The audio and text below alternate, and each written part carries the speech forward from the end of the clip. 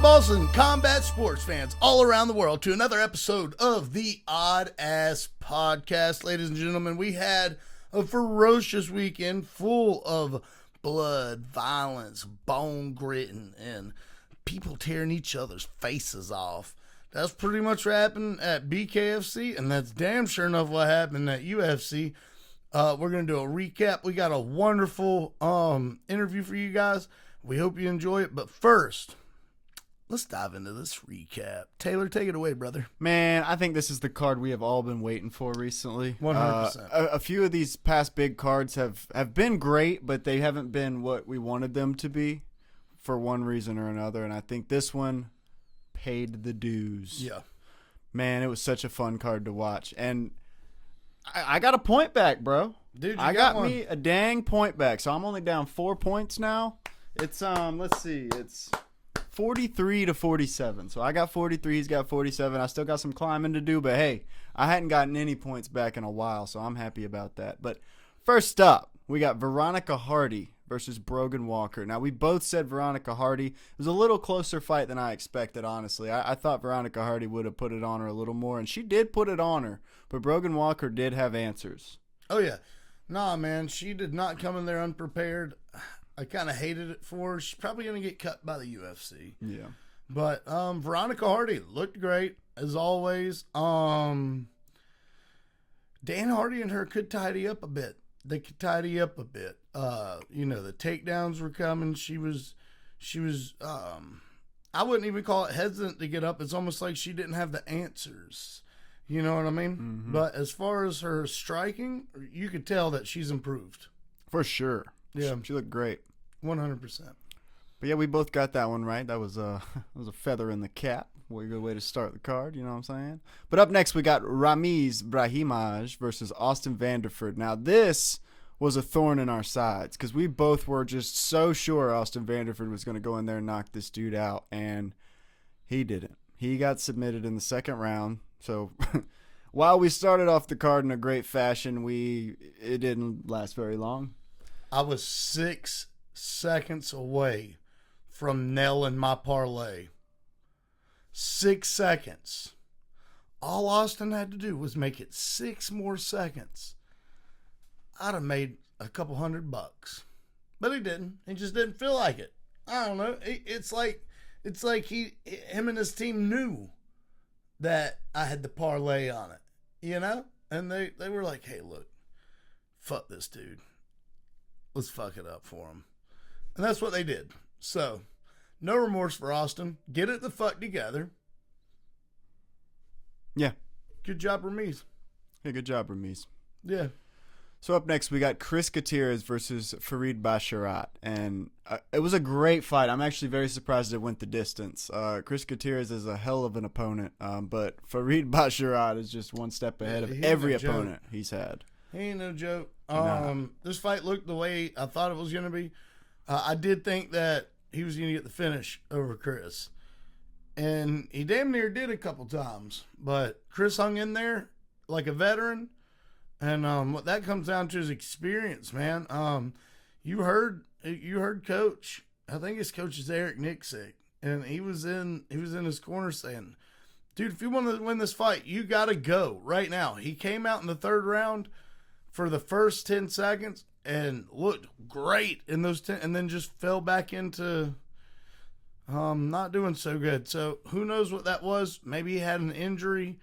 Maybe maybe old Farid gave him an injury in there. Could have very well happened. It was fucking with him. But at any rate, good job, Farid Basharat.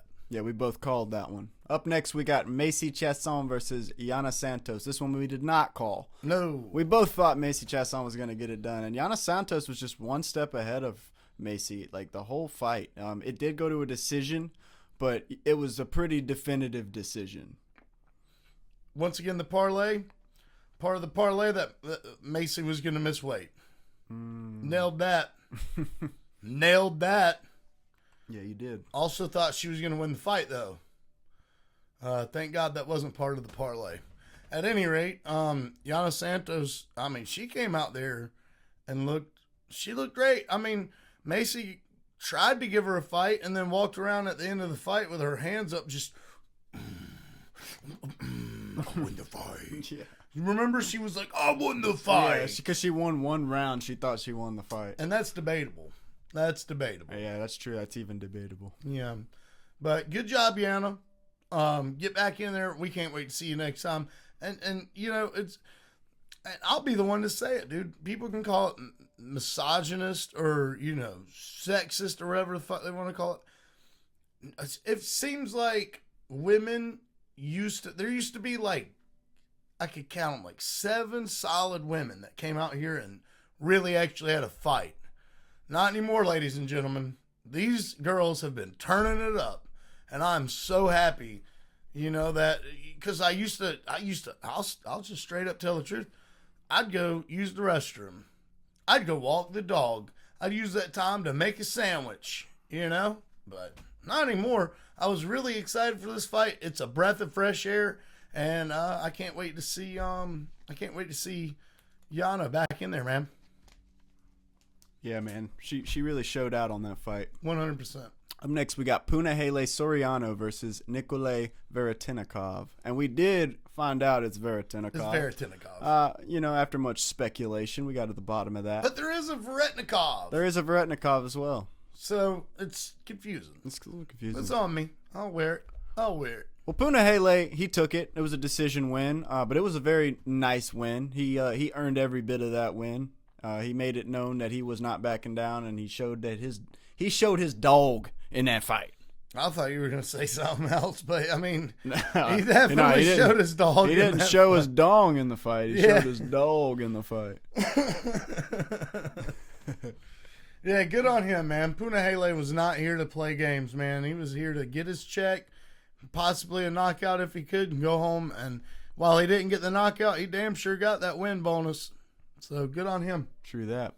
The man who did get that knockout, though, was Edmund Shabazian. Called it. Against Andre Muniz. Man, that was beautiful. First round. Called it. Actually, end of the fight. 4 minutes and 50. End of the first round. 4 minutes and 58 seconds. That's nuts. Yep. Yeah, that was a great knockout by Edmund Shabazian. He's still doing it, man. After all this time. I figured that. I mean, that's how Edmund is. And then what happens is if he goes past that first round, I don't know if energy zapped. But here's the thing. I know we didn't see him go past the first round. Usually Edmund Shabazian, he fights a great first round. And if you can get out of that first round, you're probably going to win either by finish or by a decision because it's like his energy gets zapped and he just kind of gasses, you know?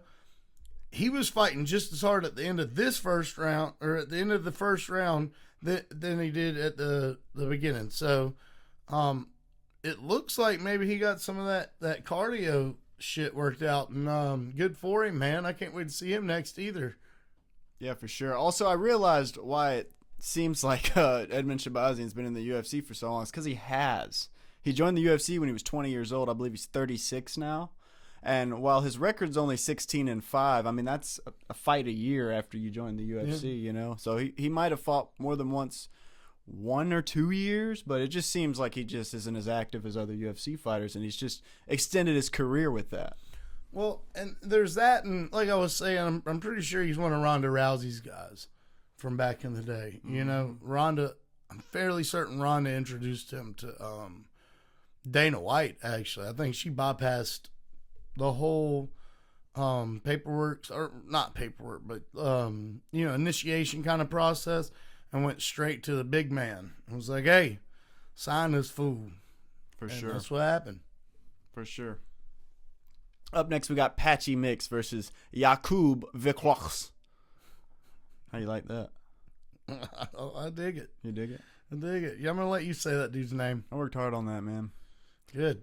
Wicklax. Yeah, Jacob Wicklax.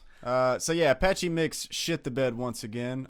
It wasn't as bad as his last performance. He did put up a pretty damn good fight, but Jakub Wicklax is a monster, dude. He's a Polish phenom, and he is not taking no for an answer in the UFC. Man. At the end of the fight, I mean, I've went back and rewatched it since, and I thought Jakub Wicklax, I thought that dude won the fight. While watching it live, though, at the end of it, I was leaning towards Patchy. I wasn't upset with the I wasn't upset though with the decision. You know, do better. I don't know what to tell you. That's what I get told at work. I hear in the comment section and in our messenger all the time, oh, you can't talk to these guys like that. Well, why not? That's what I hear from my peers. That's what I hear from the guys that criticize my work. Do better. That's it, brother. Simple as that. Not being a dick. I'm just saying, if you want to be here, welcome to the big leagues. This is the show, brother. And if you want to be here, let's work on some head movement. Let's work on some footwork. Okay? His hands looked better. Mm-hmm. They didn't look great, but they looked better. He looked like he was coming out of his shell a little more in this fight. But let's work on some footwork, Patchy. Come on, brother. Let's work on some head movement, brother. You know? He wasn't telegraphing anything.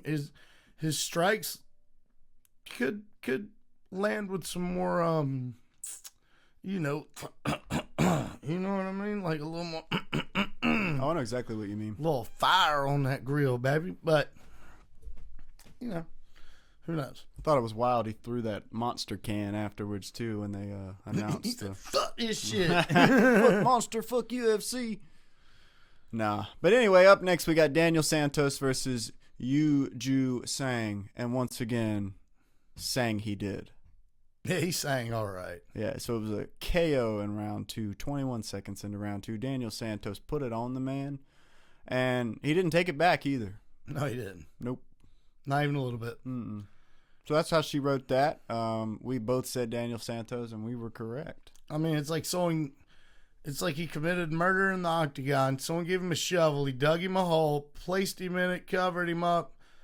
They were singing and crying, and on to the next.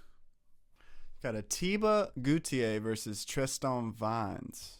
Man, Tristan Vines looked like he was in there with a bear.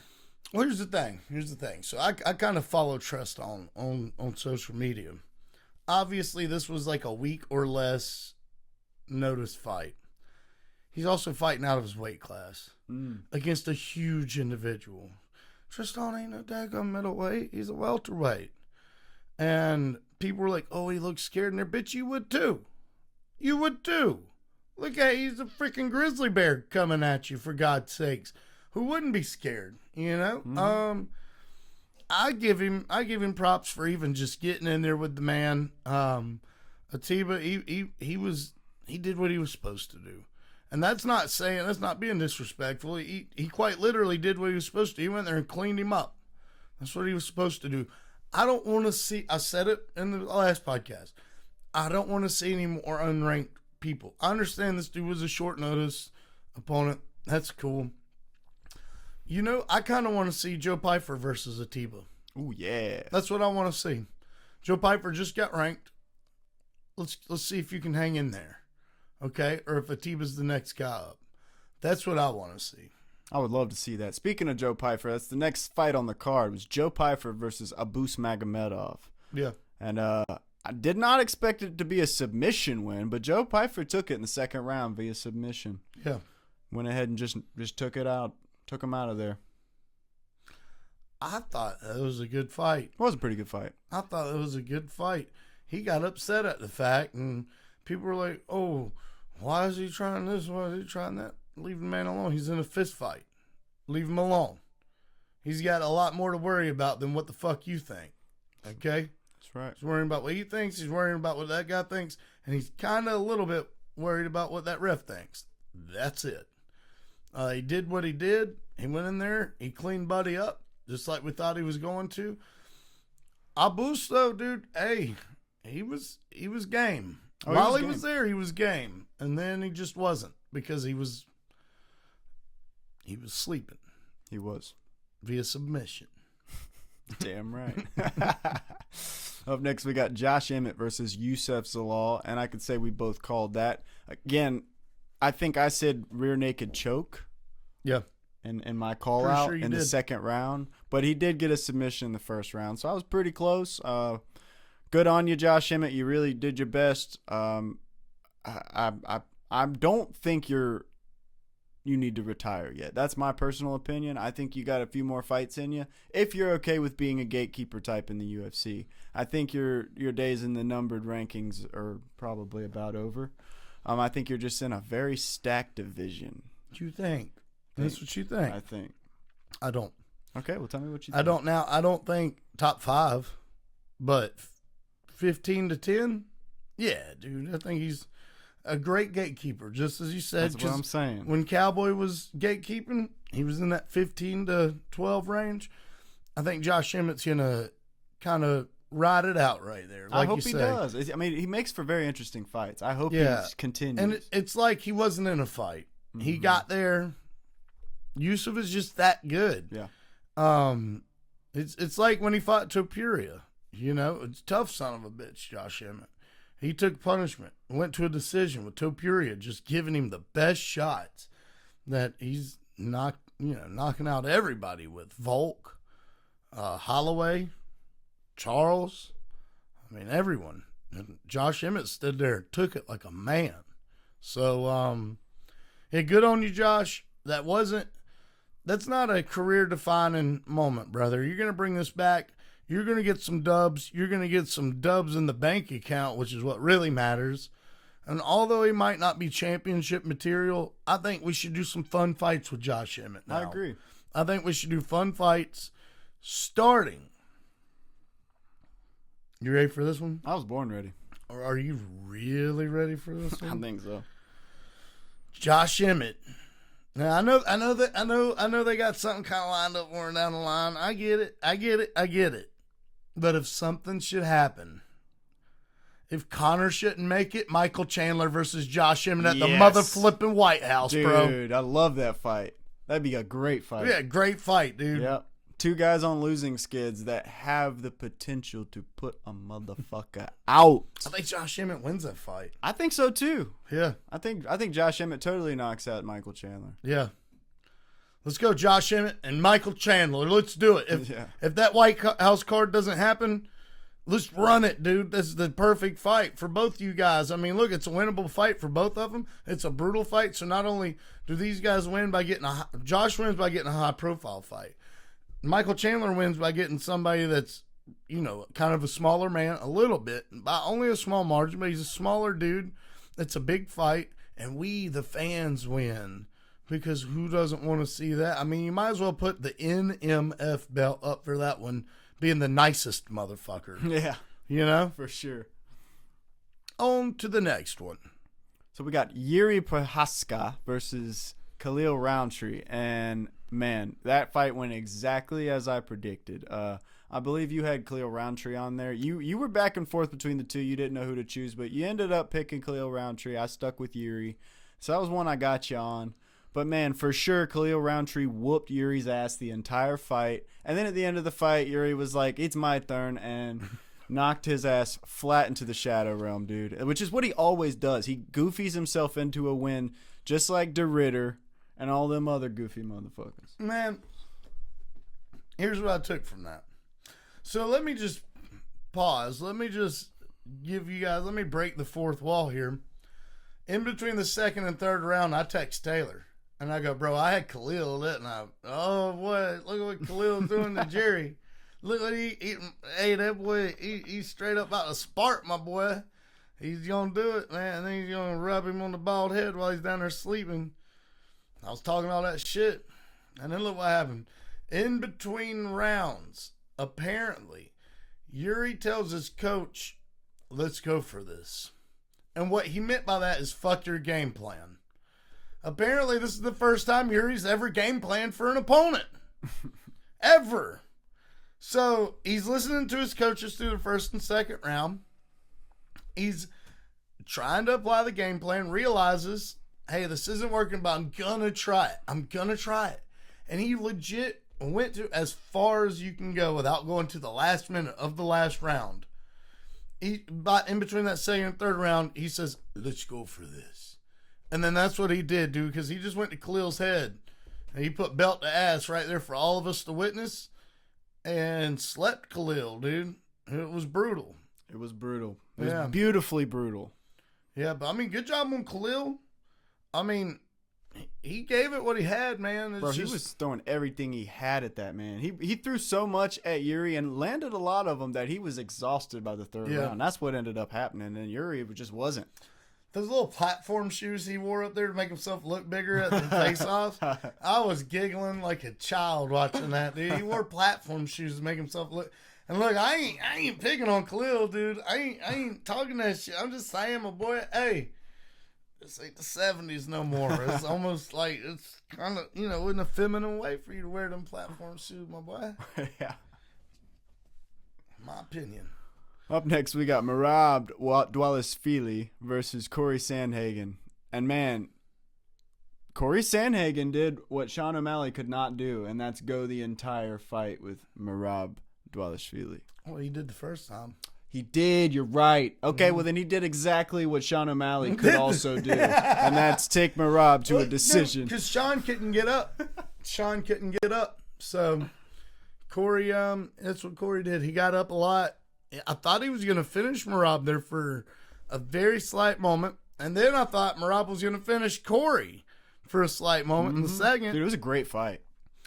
I mean, look, Corey hung in there, man. Corey gave it all he had. Corey looked really good against Merab. He really did. Merab didn't make him look like he didn't know what he was doing. He knew it. He was in control of himself the entire fight. Merab just was one step ahead of him, dude. A little bit faster, a little bit meaner. Yeah. That's all that was. I wouldn't even call it a step ahead so much as I'd just call it better. I mean, that's what I'd say. But good job to both athletes. It was a great fight. A couple of I can't remember who said it, whether it was Dana or the commentators. Somebody said that fight just wasn't what I think it was Dana at the post-fight presser. It was like, it maybe wasn't the most entertaining fight, but I mean, you got to give both guys props, and half of that's true. You do have to give both those guys props. But here's the thing. I thought it was a very entertaining fight. Me too. Corey looked like a live dog almost all the way through. Minus that second round. Corey looked like a live dog all the way through. He was giving it all he had, and I think that's all you can ask for these guys. Rob was just better, but good job, Corey. We can't wait to see what's next for you too, brother. For sure. Up next, the main event. Magomed Ankalaev versus Alex Pereira.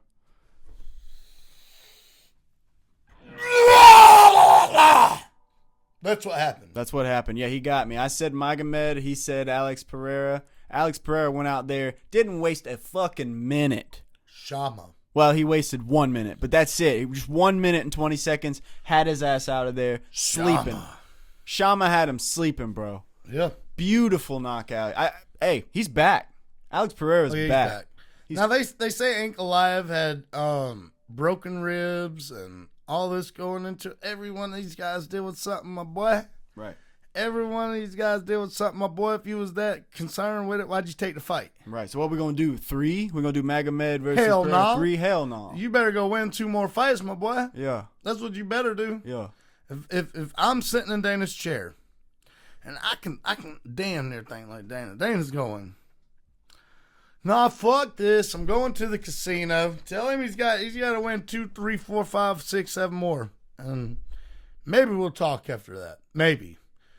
But tell Ali Abdelaziz to stay off my phone talking about Magomed. He can go fight anybody he wants to except for this dude for at least 12 fights. And then maybe he can get a rematch. That's what Dana's thinking. Yeah, I agree with you. Yeah. 100%. That was about it. Yeah, that was it. That was the card. That was the whole Those elbows card. were nasty. Dude, yes they were. Do you think Alex knew about the ribs? Because he was throwing shots on the ribs. Ooh, he might have known. He was throwing shots 12 to 6ers directly on those riblets. I didn't even think about that. Oh yeah, he was, because when you curl up like that to try and get to a single leg to try and get up, you can't turn away. You got to turn into your opponent. You can't turn away from your opponent. That's how you get your back took and get choked out, or that's how you get your back took and beat to a pulp. As much as it sucks, you have to turn into your opponent. Try and snatch a leg. Try and get to a knee and get up like that. And, he was doing that, but it's like Alex seen it and was like, Shama. Yeah. It was awesome. It was. That was a great card. I really enjoyed that from start to finish. Yeah, dude. Frank was asleep on the couch. I'm sitting here watching it on the phone. Everyone in the house is asleep. You know what I did. I jumped up. Fuck yeah! Screaming. Just going up. Dude, Frank jumped a foot in the air from a laying down, sprawled out position to, 90 pounds of pit bull in the air. Just like, where's he at? Where's he at? And he's like, he's on the fucking screen, son. That's where he's at. Watch this. And I made the dog watch it with me again. Oh, yeah. Sure did. And he loved it. Yeah, as I told you, I watched it from a hotel room in somewhere in Kentucky. I can't even remember where. Shelbyville, Kentucky. Shelbyville, Kentucky. Shout out Jephthah Creed Distillery. We played a gig there. We had a great time. Shout out. But yeah, dude, I was on 2 hours of sleep. I fell asleep 2 fights into the main card. I had to rewatch them the next day. I woke up to 6 or 7 texts from you though. I was like, oh man. Well, it was an awesome card. I hope we see some more cards like this going forward. And hey, we're back on track, baby. Damn right. Let's keep that thing chugging. Let's keep it chugging. We also had bare knuckle fighting championships over the weekend in Newark, New Jersey, where Mike Perry defeated Jeremy Stevens by brutal TKO. You think we could pull those up here so we can check out some of the action that we had going on? Hell yeah. We had our boy Elijah Harris, man. He took an L, man. But listen, the guy had 2 consecutive 7-second knockouts back to back. Everyone's allowed a bad day at the office. And he lost to Jeff Lentz, he might not got the best record, but I mean, he's been in all the top organizations besides UFC. So cut him a break, man. He's a strong guy, Elijah Harris. He's strong-minded, strong punching, and more than capable of climbing back on that horse and getting another couple wins under his belt. So look out for that, dude. We also had what's his name? Scroll up for me real quick. Boom, right there. Jimmy Rivera took out Timmy Mason in 3 rounds, 30 seconds into the 3rd round. I went into this thinking Timmy Mason was going to do his crazy little dances, his funny little moves, and because he's a very unorthodox guy. Jimmy Rivera was like, nuh-uh, I'm a vet. Learn your place, young buck, jitterbug. And he straight up put them paws on his ass. Sent him back to daycare with a bobby in his hand. And, that's exactly what happened. Up next, we had Christy Ferreira taking on Jessica Borga. Jessica, dude, these women came to kill each other, dude. I'm going to show it to you. I'm going to show it to you after this. We're going to watch it back again. Jessica Borga drops Christine Ferreira in the 1st round. Christine Ferreira drops Jessica Borga back in the 1st round. They just went to slugging. It was very technical. This sounds like an all-out brawl, and it was, but it was an all-out technical brawl. These ladies came to kill each other. And this Christine just kept putting it on her. In the 4th round, by the 4th round, or the 4th round, rather, Borga didn't even look the same. She looked like somebody hit her in the face with a crowbar as hard as they could 3 to 4 times. Hard. The kill shot was a straight right hand, if I'm not mistaken, to the nose. While Borga was exiting, she was angle changing, trying to hit a little basic little L movement out. And with the footwork, Christine was just privy to it, and landed it. She barely landed it. But it was like one of those Izzy versus Paolo shots where it's just great. But the technique was so brilliant. It literally moved her face to the left. That's what happened. Not just the nose. The face moved this way. All in all, that was a great fight. And if you haven't seen it, folks, go watch it. Up next in the main event, we had Platinum Mike Perry taking on Jeremy Lil Heathen Stevens. And folks, the first round, as most Mike Perry fights go, Jeremy Stevens was kind of putting it on Mike. Now, Mike was in there too. He was in there too. He wasn't no slouch for getting it put on him or whatever. He really wasn't getting it put on him. It's just Jeremy was throwing heat in the first round. Mike ended up shutting it down. If he didn't drop this dude one time in every round, he dropped him twice in every round. Maybe 3 times in that last round. Jeremy gave it all he had. I thought that the weight difference was going to be a big play in this fight, and it was. Jeremy was eating the same shots that he was throwing, only one person looked like they got in a car wreck at the end of it, and one person looked like they got hit in the head with a baseball bat at the end of it. And that's what happened. They're wanting him to fight, what's the guy's name? Lindell or something like that? Connor's on this whole shtick about, oh, you need a world championship belt, Mike, or you're not taken serious. You know? And Mike played a whole, if I disrespected any of the executives in the company, I don't apologize. The King of Violence does what the fuck he wants. And they had a little laugh. They invited Dave Lindell or Mundell. I think it's Mundell. I apologize. They invited Dave Mundell into the ring. They have a face-off. They get a little rowdy. And Connor, he looks like, it's like a gotcha moment for him. It really is. Mike Perry's beat this dude twice already. He beat him once in the amateurs. Okay? And then he beat him in, I can't remember the name of the organization, a regional organization, but if I'm not mistaken, I think it's the fight that got Mike Perry into the UFC. Because the UFC saw it and was like, damn, he did that to another man? Let's see what he does in here. Damn. So he whooped up on him. Twice, folks. Twice whooped up on this man.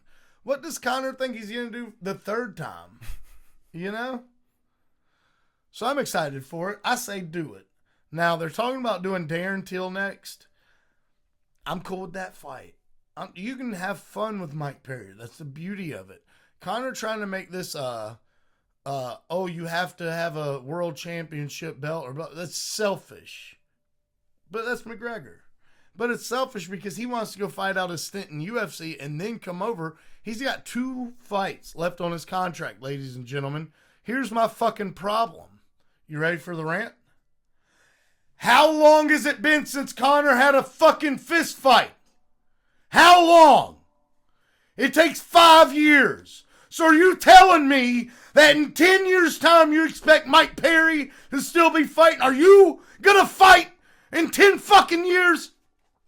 Because I don't believe it. I don't believe it. I ain't buying it. You can't sell me that shit. Okay? At bare minimum, it's going to take you another 2, 3, 4, 5 years to get in here. Have fun. Make money with Mike Perry. That's what you do with this guy. Now, if you want him to go fuck up your champion, by all means. But then you know what we're stuck with? Because I believe he's going to do it.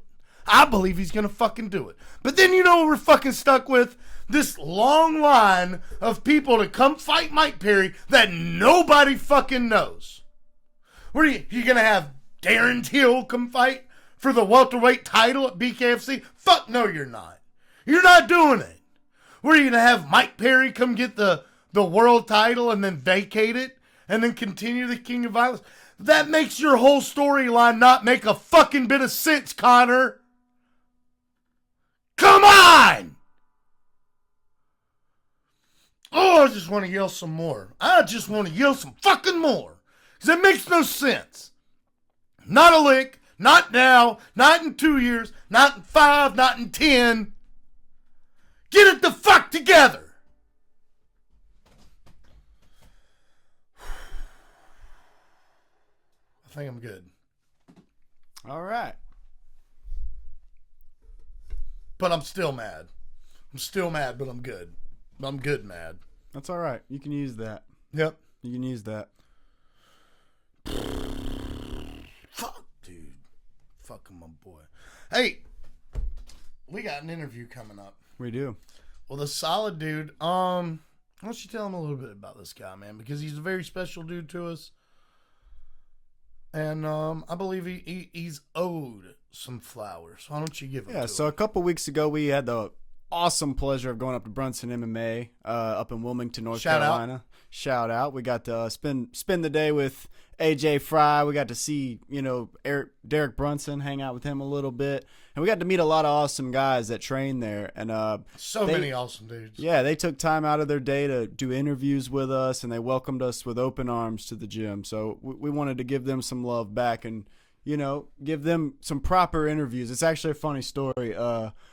Liam, it was our first interview live ever. Like, we've never done a live interview with anyone, just like standing in front of the camera with them, doing it like that, where there's no changing anything. So we were nervous. We were nervous doing it, So that's an understatement. So it was the shortest interview we did.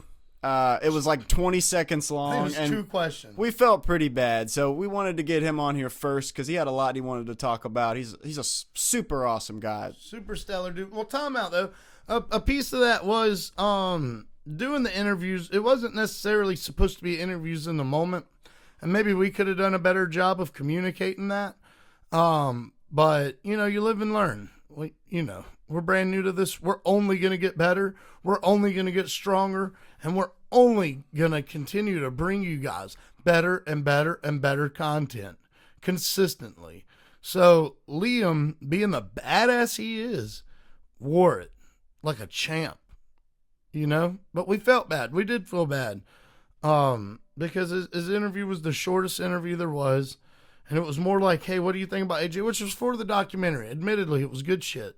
But we wanted to go back and give these, and that was the plan from the get-go, is to go back and give these guys a spot on the podcast where they could have their own, 40 minutes or something like that.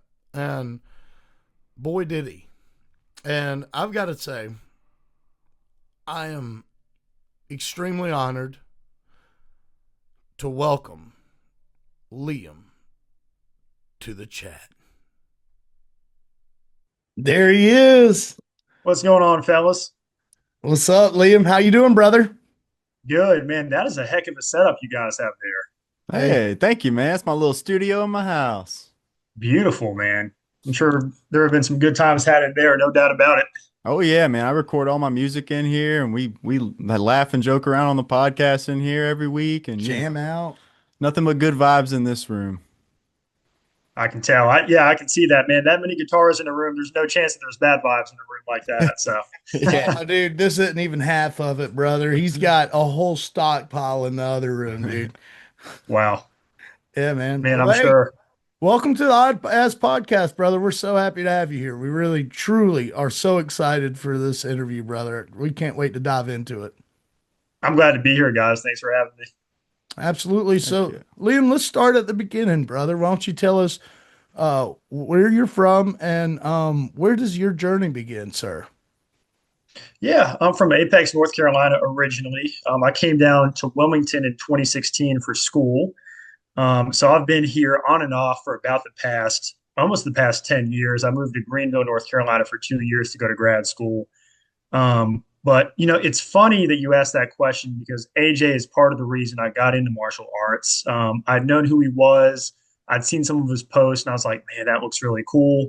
And I had a few other buddies that already went to Brunson's, and I'm like, I miss athletics. I was an athlete in high school. I want to get back to some kind of team atmosphere. So about this time 2 years ago, I walked in for the first time, and it's been a life-changing decision. Heck yeah, man. How'd you, so you just saw some of AJ's posts online and then that's what drew you to it? Or how'd you and AJ become friends? Yeah, I didn't really get to know AJ well until I started to train there. But it's funny, I bounced when I was in college, and to be honest, I thought I was a pretty tough guy. And then, you step foot inside a martial arts gym and you find out pretty quick that you're not. But I wanted to test myself. Like I always liked rough play, roughhousing with friends and stuff like that. So I figured it would be perfect. Got you, man. Well, why don't you tell us about starting your journey and becoming a mental health counselor, brother? We really want to peel back some of the layers to this thing, and we were really interested in that aspect when we talked to you up in Wilmington. Yeah. I guess it's kind of multifaceted. In a way, I've always been exposed to it because my mom is a therapist as well. So, growing up with one parent as one, you could say put me on that trajectory. I always wanted to do something like my parents, probably how a lot of kids do.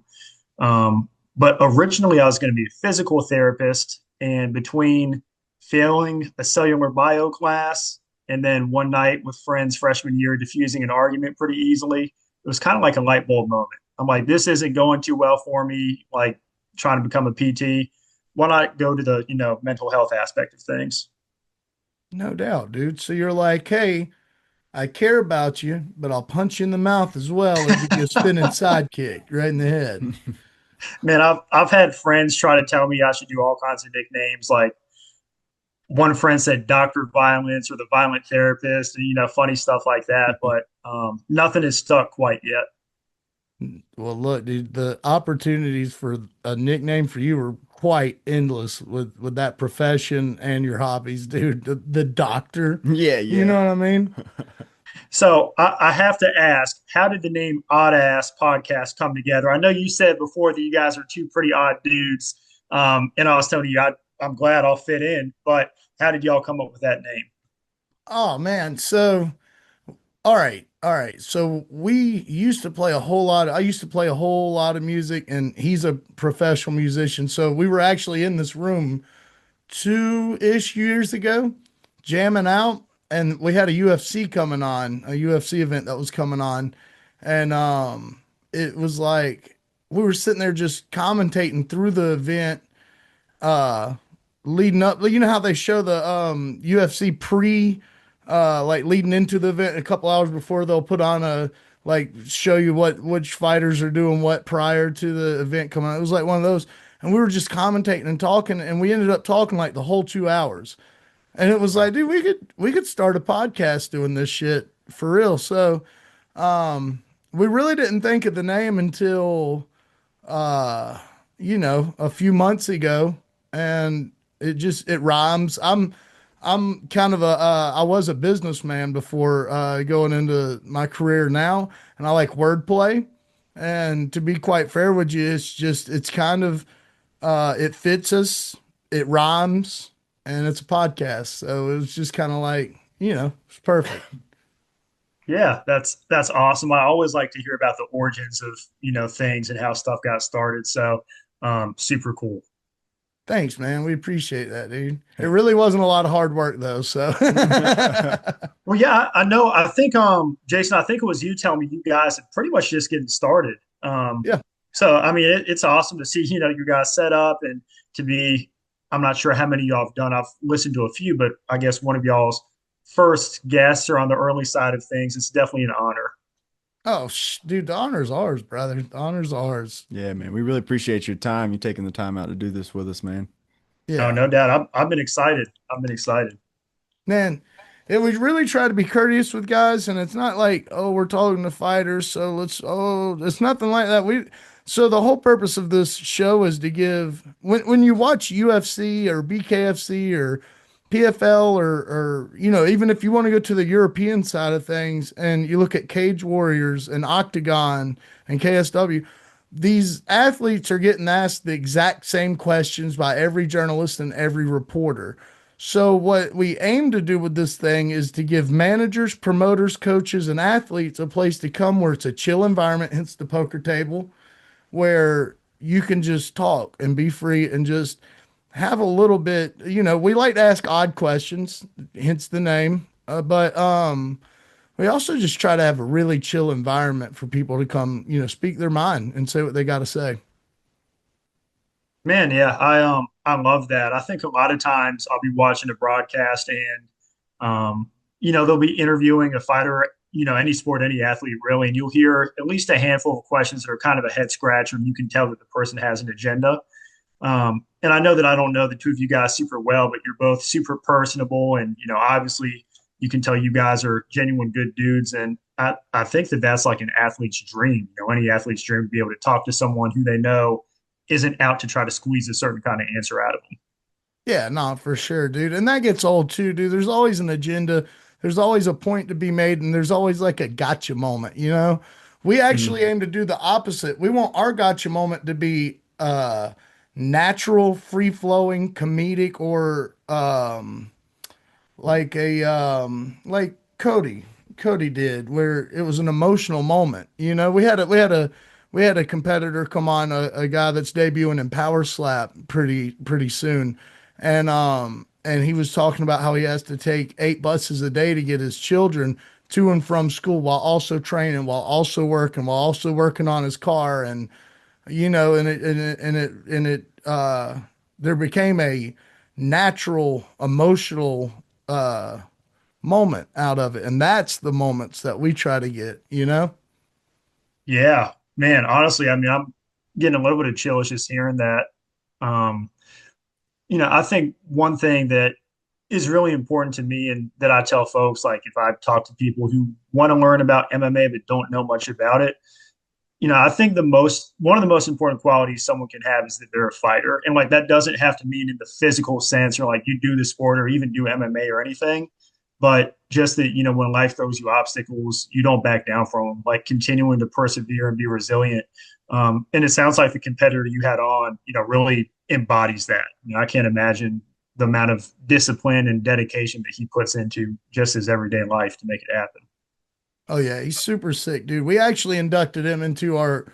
We have like a special group, and actually AJ and he are the only two in it so far. We call it the Odd Mob, and by the end of it, we were just like, dude, what size T-shirt do you wear? We're sending you a flipping T-shirt, brother. That's awesome. Yeah, he was The cool, odd dude. mob. Hey, I had a question. You said you were working on a book, right? What, for one, what is it about, and what's the name of it? Yeah, so it's in pretty early stages.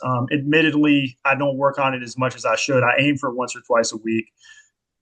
Back and forth on a name. I'm thinking about how to fight better, but it's on the intersection of mental health and, athletic performance and how, making sure your mental health is good can really drive you and carry you in athletics, from a, I guess, sport performance aspect. So that, and then combined with just for non athletes, couples perhaps or individuals, how to resolve conflict. So I guess pretty nuanced, dynamic stuff. I'm excited with the direction it's taken so far. I'm still trying to decide exactly which directions to take things, but I'm trying to just let my fingers lead me. Guys, like I'm typing kind of stream of consciousness style, and then I just kind of edit as I go. I got you, brother. Man, that's actually insane, dude. That takes a lot of dedication and time. So you obviously, let me ask you this: Are you still studying, or are you graduated? Where are you at with that point? And to kind of tag on to that, the reason why I'm asking is because you train, you obviously work, you obviously have hobbies and a family. Where do you find time to do things like that? I know that's a long two-parter. I'm sorry.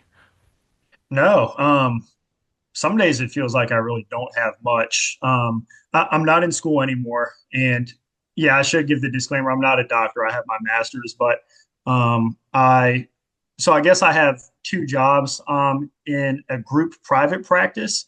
So I do individual one-on-one therapy, and I also see couples at that practice. And then I do group therapy at a behavioral health hospital in Leland also.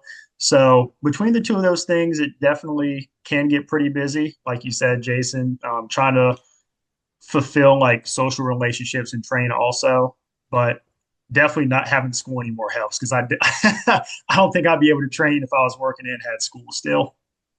No, I bet, man. I bet. Who I want to get to know you a little better, so I'm going to ask you a couple questions that just hit me. Who are some of your biggest role models, Liam? That's a good question. I should have came prepared for this, No, Jason. you're fine, brother. You're fine, brother. Hey, we're just chilling, homie.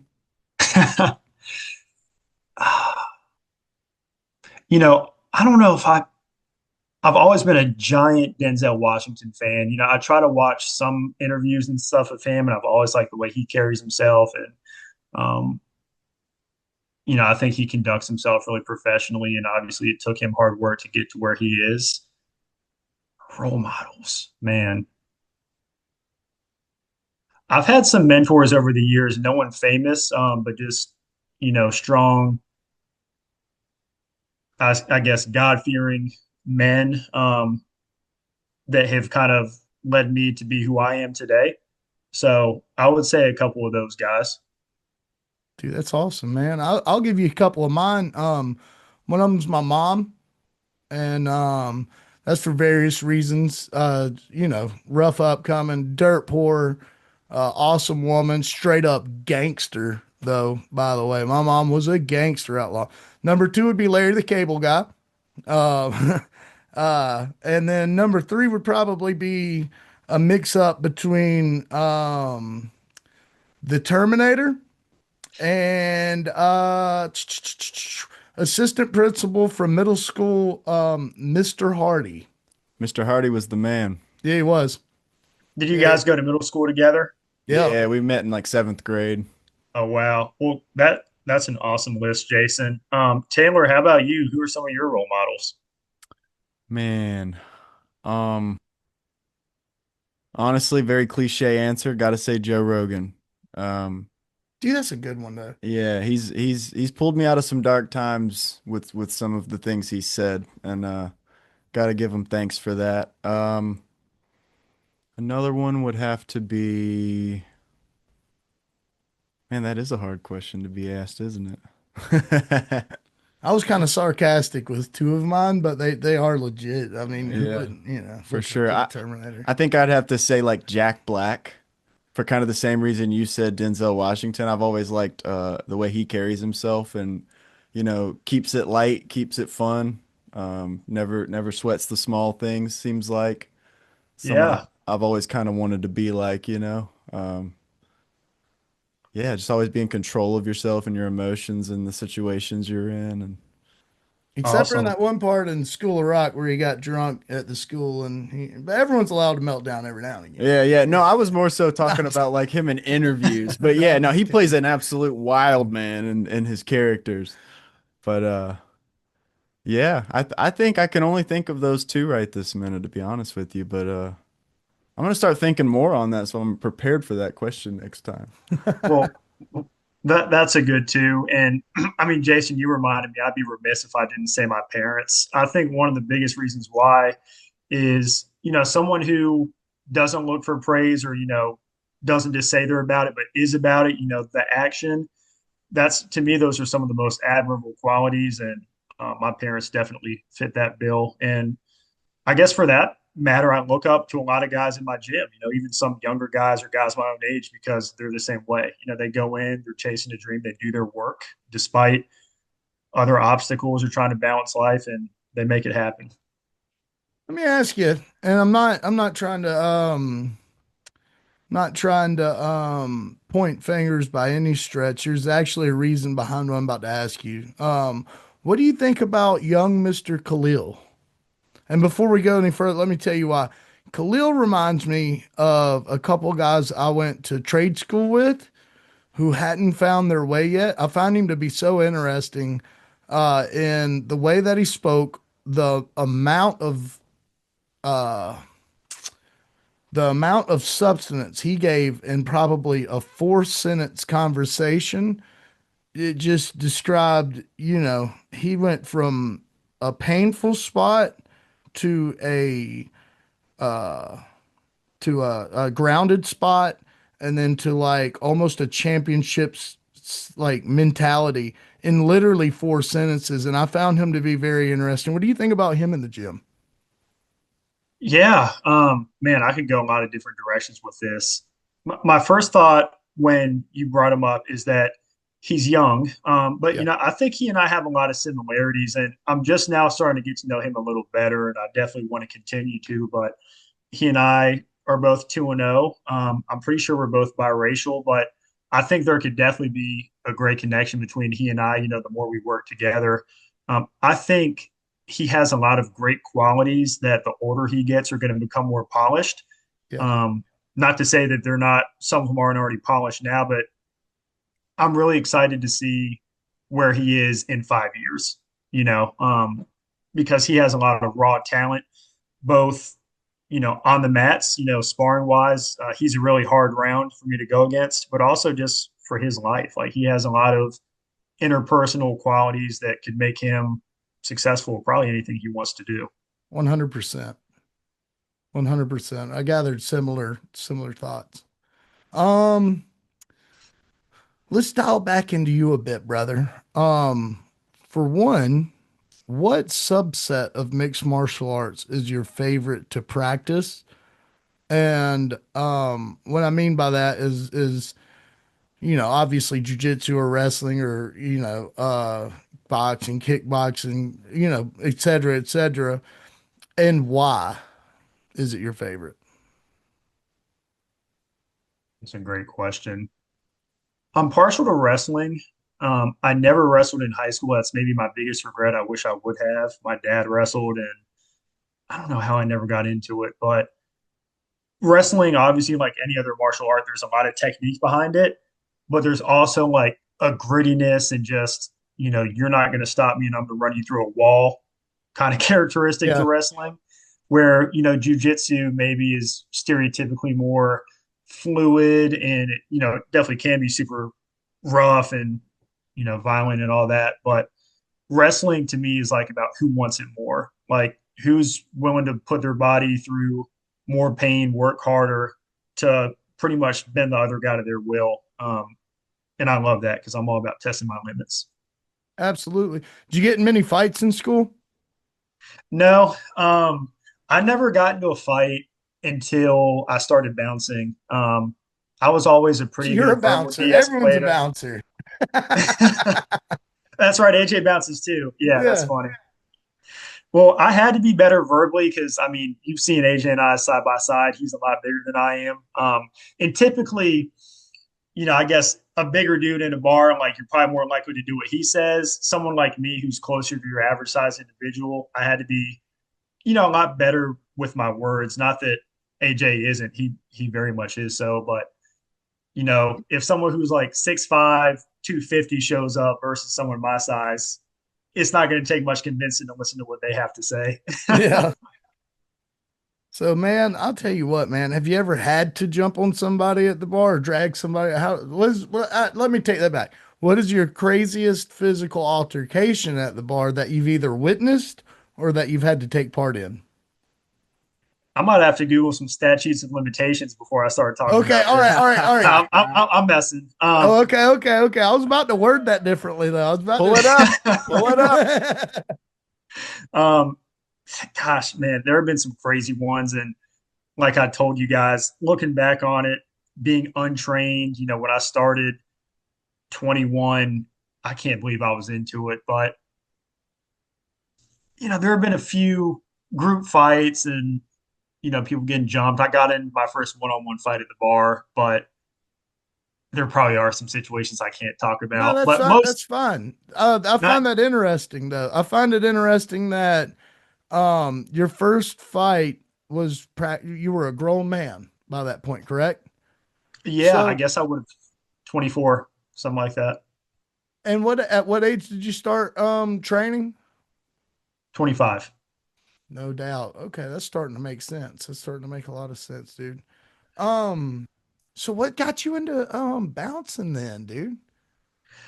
This is kind of funny. So I managed, I guess, when I was a sophomore at UNCW, my course load wasn't too hard. And one of my roommates, who's a really good friend, was managing for the basketball team. And he was like, "Do you want to do this? Like, meet some of the guys. It's cool." And I'm like, "Yeah, hang out with D1 athletes. I'm all about athletics. That'd be awesome." So I've been doing that for a bit. And one of the power forwards at the time bounced at this bar, Goodfellas. And I just got a text Halloween night, like in 2018. And he was like, "Hey, man, you want to film it? Like, you want to bounce?" And I'm like, uh, And then I think he's like, it's 100 a night for 5 hours or something like, yeah, count me in, broke college kid. So that's how it started. I really liked all my coworkers. I keep up to them, or keep up with them to this day. And I was there for like 5 years. No doubt, Wow. dude. No doubt. So I've got a couple more questions for you. Um and so all right. So what other sports do you like, and what other hobbies do you have? I love watching football.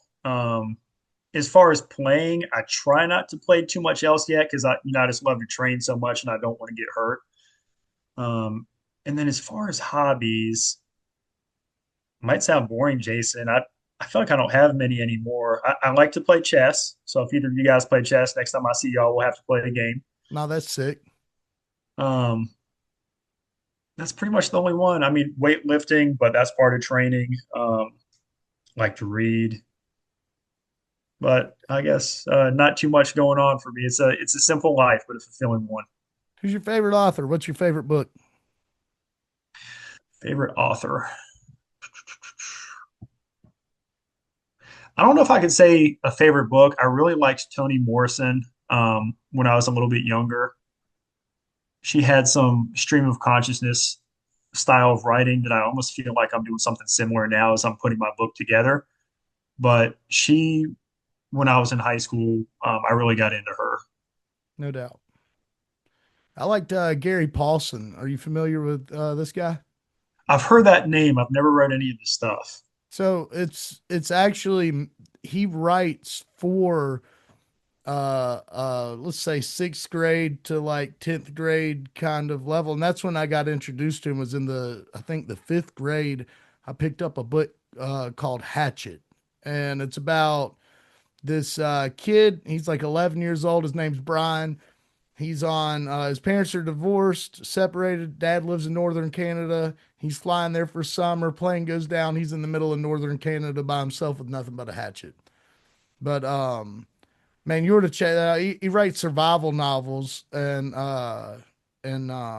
they're simple reads, but like you could literally get through his book and any one of his books in like a day and a half. But as far as mind power and finding your inner self, that was kind of the gateway to that for me at a very young age. Yeah, that's a great book.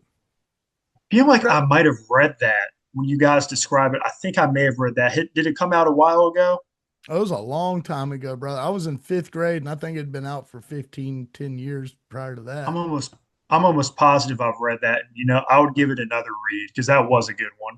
Oh Oh yeah, yeah, for yeah. sure. That whole series is, man. So, do you got a fight coming up, brother? Not right now. I'm thinking I want to go early next year, like maybe February, March, or something like that. But um, physically getting into shape to me is not that hard, but the mental side of things, um, with added work stress and stuff, I just wanted to take the rest of the year off and spend some more time with my girlfriend. I got you. I got you. Nice. Yeah, we did this thing with AJ where we were talking. I asked him if he had a wife or a significant other. He said no, and I was like, "You heard that, ladies? Well, listen, ladies, you heard that? Liam's off the menu. Don't contact him. He's got a girlfriend. She'll kill you." That's right. Yeah, I do all this training and stuff just to come back here, and when we wrestle, she's got some strength to her, man. So yeah, I wouldn't want to go against her. She might be the next big thing if she ever decided to get into training. You know? Hell yeah, man. You could be a power couple, dude. Like Dan Hardy and Veronica Hardy. You That would know? be pretty sweet. It would be sick. So, all right. At the end of these, usually we do what we call the odd pod questions. Are you familiar? Do you see some of these? No, I'll be honest, I haven't watched till the end, so I haven't seen them yet. I guess I'm in for a surprise. Check this out, brother. Okay, I'm gonna ask you two of them. So the first one, if your reflection gained consciousness and was able to do whatever it wanted to do, what would be the first thing it would do? Consciousness and did whatever it wanted to do. It'd probably try to scare me. Yeah, dude. That's a good answer, that's like the actually. first thing I can think of. Like I'm a pretty silly guy. Probably like ah, Yeah. something like that. That's hilarious, dude. That's hilarious. Exactly. All right. Second one. Second one. Uh, you get abducted by aliens, right? You get up there, these guys are singing everywhere. You figure out the only way these guys communicate is karaoke. But here's the catch, they are planning on destroying the earth. And the only way that you can convince them not to is by singing a song. What song do you sing to stop them Phew, from destroying the earth? man, and I can't have any errors. I got to get word for Yeah, word, do a good job. 100% Guitar Hero style, bro. Okay. It's gonna sound corny, but "Child's Play" by Drake. I have every line of that song memorized, I think they would like it. Yeah, probably. I'd say. Probably, dude. That's a great question. I'm gonna have to use that on someone else. Do you believe in I'm gonna steal aliens? that. Hmm. I don't see why not. Like, I guess the generic answer. I think there's got to be other life out there. What about y'all? So I very much keep up with it. Albeit I am a religious man, right? And but at the same time, I also just I can't get over the fact that, I don't know what religion you follow, but in the Bible, it says that we're God's favorite creation. So it doesn't ever say we're his only creation. And I've listened to Bob Lazar. I don't know if you're familiar with him, and Jeremy Corbell and some of these other guys in the UAP is what they call them. But I've listened to some of these guys in that world, and I've followed the congressional hearings. Every single one of them I've watched multiple times, and I'm pretty good at reading people on a very very like nanosecond scale. I'm really good at psychologically breaking someone down right then and there. And some of these guys I can tell are full of shit. Just saying, some of these guys are totally full of shit. There's a guy named David Grush who's really hard to read because he's high end autistic, but I can't see a flaw in this guy's mental and his person, like how he talks, the way he moves, what he says, and his tones when he says it. There's that guy and Bob Lazar. Those are my two. If I had to point at somebody and say, go listen to this guy talk and then tell me what you think, those two guys would be the guys I'd say, go check those guys out and see what they got Interesting. to say. Yeah. Good to know. Good Yeah. to know. I also Yeah. totally believe in aliens. I think with when you think about what we know about the universe and it's basically an infinite scale, it'd be crazy to think that we didn't have any kind of life out there. And I'm also open to the idea that just like a dog can only see certain colors, we can only perceive so many things. Like we only have so many senses. We can only see so many different spectrums of wavelengths and hear them and all of those things. So I think we can only see what we can see and we can only know what we can know. And I think time will tell, but I just think it's so vast that it's probably just hard to bump into each other because it's got to be a little Goldilocks zone. There are videos released by whistleblowers and also a couple by the U.S. government. It just turns out that every one of those U.S. government videos are extremely blurry and you don't know what the hell's going on. But there's a few that are very compelling. Are you familiar with the most recent video of the UFO flying and a Hellfire missile hitting it, and it just kind of like it doesn't skip a beat. It keeps going. The Hellfire missile explodes on impact, and it doesn't even move a centimeter. It just keeps on with its trajectory. And apparently, by the way, it was moving faster than anything that we have in our radar system couldn't keep up with it, so they had to manually follow it. Wow. No, I'm not familiar with that. I'm gonna I send you was some stuff. I'm gonna send you some stuff. Okay. I was going to say that maybe one of us needs to run for office and get all the way up to the top so we can find out. Now, we might be the only 2 votes that we have, but at least that would be 2 votes. Oh no, dude, we'll get them. I know. I'm voting for you. Yeah, no, you're gonna be the ringleader. I'll be the guy, the advertiser, or what would you, the marketer. I'll do your marketing campaign, and he'll make your videos and music, and we'll knock this thing out, dude. I think you have a shot, Liam. Yeah, a real big one. I mean, between the 3 of us and I run on traditional Oddass policies, maybe we can get all the way to the top. Who knows? Hey, dog, that's where we're trying to go, and that's only halfway there, brother. Liam, listen, brother, you've been an absolute pleasure. Anytime you want to come on here and talk to us, you just go ahead and hit me up on the old telephone, dude, and we'll work something out, brother. Well, thank you, Jason and Taylor. It's been a blast tonight. I didn't know exactly what I was getting into, but yeah, man, what a great time. Thank you. Heck yeah. You got any plugs or shout outs or anything, man? Oh, man, do I? No, I suppose not. I'll have to get back to you guys on that one. Maybe next time I'm on. Hey, shout out Liam's girlfriend, bro. Yeah. Shout out that girl. You know? That's right. Shout out Brunson's right. MMA and AJ Fry for introducing us. Yeah, dude. Real ones. Yeah, absolutely. Yeah, if I had to have a shout out to the team, for sure.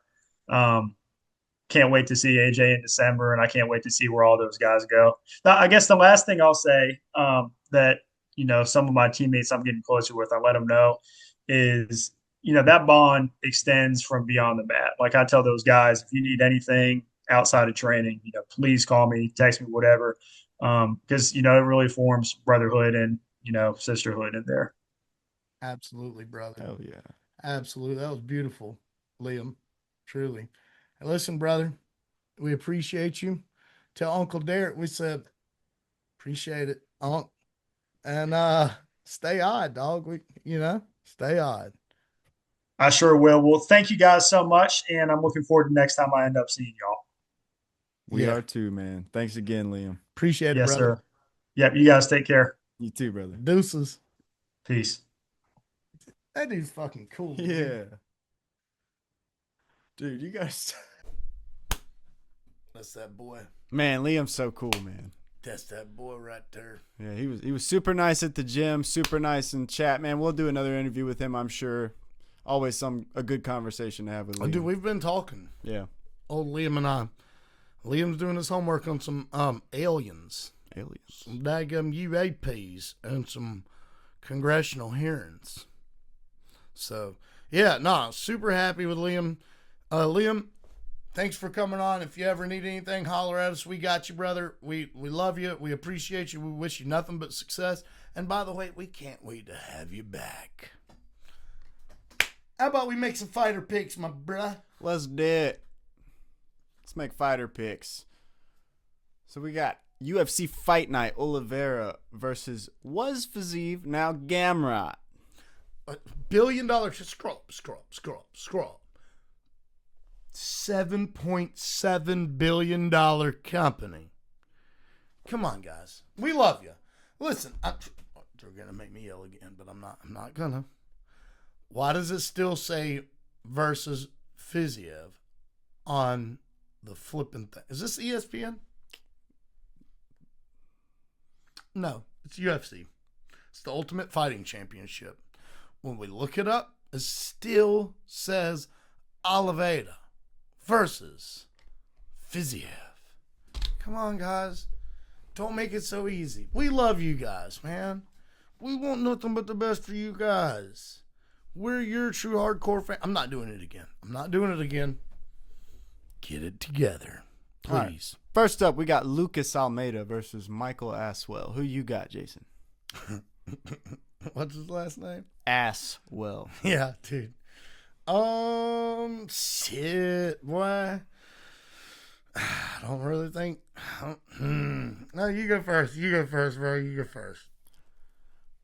I'm going for Mr. Aswell. Fuck. Mr. Michael Aswell. I think he's going to show Lucas why they call him that. I think. I don't want to do this. I'm picking Lucas Almeida. Not because I think he's some over-the-top great fighter. But I do think he's got more experience than Michael as well.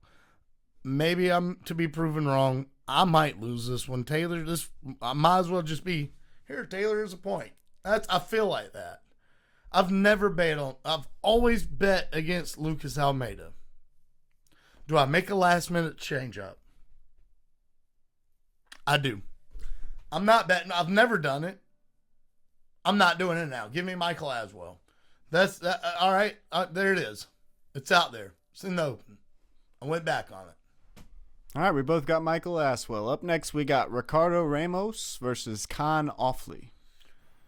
Oh, boy. Give me Khan. I believe I'm going to take Ricardo Ramos on this one. Yeah. Yep. Yeah.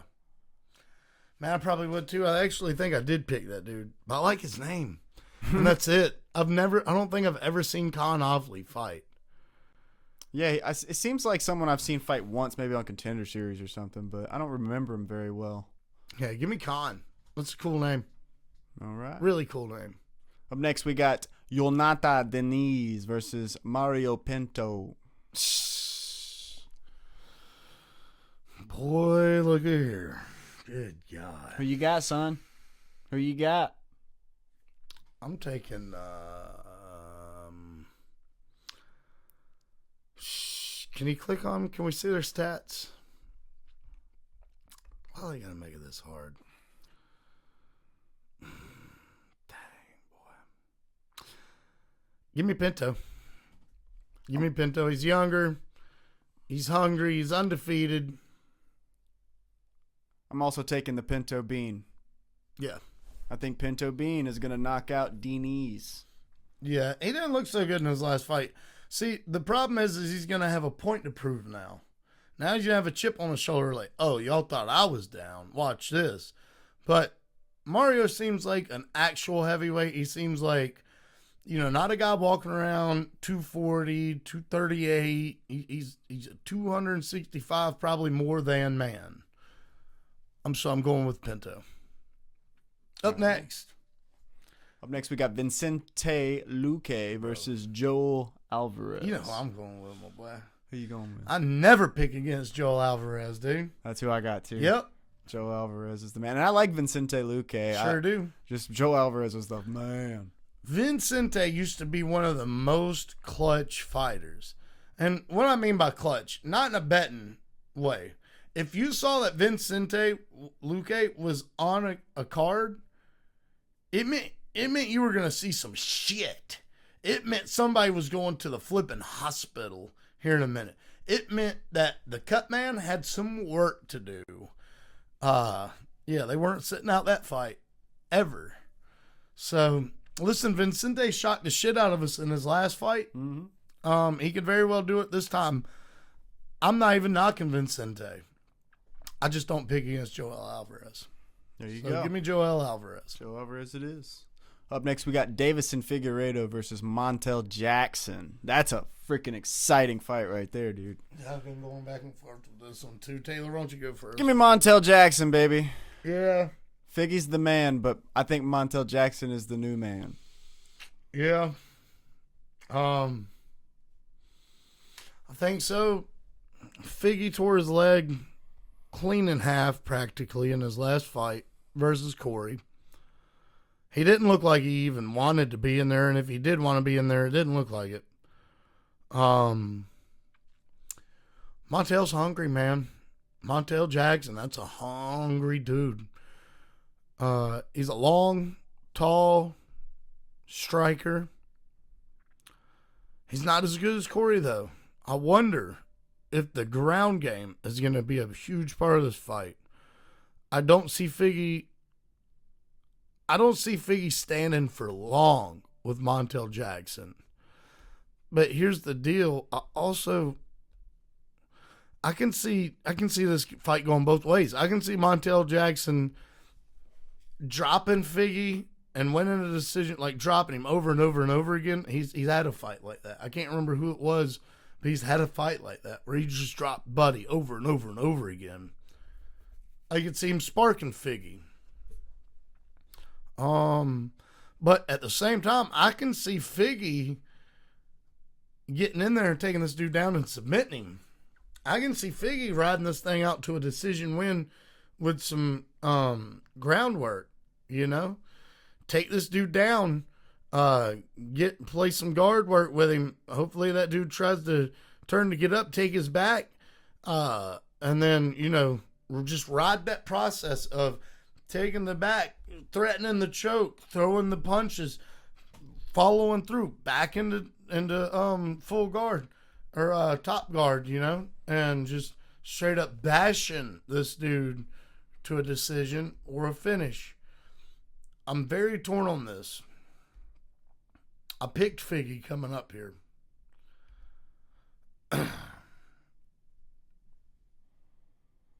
And just to give this podcast its due diligence, and you, the fans, what y'all want? I'm going with Figgy. Figgy! God, I don't want to go with Figgy. I really think Montel Jackson's going to get this one done. But just for the fun of it, fuck that. No, I'm not. I'm going Montel, dude. No, I'm not. Fuck you guys. I'm going Montel. I'm more competitive than I am caring. Okay? Man. You guys will understand that soon enough. Man. Give me Montel Jackson. Hell yeah. All right. Well, good choice. Me too. Up next, we got the main event. Charles Oliveira versus Mateus Gamrot. Dude, I'm torn. Again, I'm so Give torn. me Mateus Gamrot. I think I'm going to take Charlie Olives. Charlie Olives. I like that. Why do you got Gamrot? I just like the style matchup. Yeah. I think Gamrot is very technically sound, and he doesn't really make a lot of mistakes, whereas Charles Oliveira is not that way. 100%. And Charles Oliveira takes advantage of the moment. Mm-hmm. And I don't think he'll get that moment with Gamrot. See, I'm the opposite. I think think he's so? going to get that moment. You think yeah. so? Mateus, when he gets put in bad situations, he tends to go for double legs or single legs. And he I wouldn't even call it getting out of position so much as when the heat's put on his ass, he tries to take down his opponents. And Charles Oliveira is not the guy to be going straight in head to hips with, brother, because he's going to straight up put you in a guillotine or something nasty. So, I don't know. I think I'm going to go by Charles Oliveira, and I think I'm going to go by either submission or TKO. I'm not going to, we're not betting. This isn't like a parlay. But I feel like it's going to be either by submission or by TKO, because he's either going to get that guillotine and then, you know, maybe Mateus follows through. Maybe he's got that in his head like, oh, I know what happens. He's got to know what happens. His team's got to know. I mean, if Dan Hooker can guillotine you and you're this grappling type dude, then they've got to be working on that. So he probably knows. And he probably knows that he can take Charles to the ground hard and try to escape that, but I just don't think he's going to. And in case he does, I still think that Charles's bottom game is better than Mateus's top game. So I feel comfortable in saying that Charles Oliveira will either win this by TKO or submission. Run it. Run it. Well, you heard it here, folks. That's the odd picks for the week. Take it or leave it. Feel me? I feel you, dog. I feel you. I'm trying to get my points back. I'm trying to win this thing, dude. I'm trying to get There's my a points lot of back. money on the line. Yep. A substantial amount. Mm-hmm. And I'd like to be walking away with it. I've got several things in mind that I could purchase with it. A golden toothbrush, for one. Always need a toothbrush. Mm-hmm. I found one. It's 12 karat gold. Why not? Yeah. I got mine last year with my tax return. See, I know. I've seen it. Mm-hmm. And I want one. A little bit jealous of it. Also, I want to get the dog a legit cowboy hat. Not no bullshit, you know? They're expensive for dogs, too. Yeah, super expensive. Mm-hmm. And I want to get a matching one. So Not as expensive, but that's awesome, dude. Yep. Y'all gonna get snake skin? I don't know what kind of leather we'll be using or materials. You gotta be careful, dude, because he'll eat it, man. Oh no. He loves hide. He does, but he's gonna. You gotta get him something like I'll shrimp. get that Get one made hide. of shrimp or something. I'll get that hide if he eats that hide. You feel me? Got you. Yeah, and he knows better. He's Got you. He's a wonderful companion. Hell yeah. Yeah. Like if you were playing Fallout and you had to choose between Frank and dog meat, you'd probably choose dog meat. I mean, you can go get stuff, and Frank's just cute and cuddly and kind of mean sometimes. But Hell yeah. we love Frank. Yeah. He's all right. He's all right. No, he's the best thing God ever created. He's better than me in every way. But hey, I think that was the roundup, bro. Oh, Charles changed his damn name. Charles changed his That's damn name. another thing, bro. He's coming here sporting a whole new name. It's kind of dumb. The Predator. Why the Predator? The Predator. Dude, Bronx is such a cool name. I know. It's original. Nobody else has got it. It's a cool name. Dude, what if he goes out there and loses every fight as the Predator now? He might. He might. It's like we're gonna call it the Predator era, the Do Bronx era and the Damn. Predator era. This is going to be his El Cucuy era. That's right. Well, you heard it here, folks. Charles Oliveira changed his name. I got Charles. Taylor has Matus Gamrot. It's probably not how you say that. But if you were French, you probably would. Matus Gamrot. Matus Gamrot. Well, we loved having you, ladies and gentlemen. Thank you for joining us on this awesome episode of the Oddass podcast. We've got serious work to do in this documentary. We've been shooting shit all day. We've been in the studio, hard at work, grinding, making this thing as perfect as we can for you. I've got a long trip ahead of me. Taylor's got Taylor stuff to do. We're out of here. That's how it's done. Until next time, stay odd.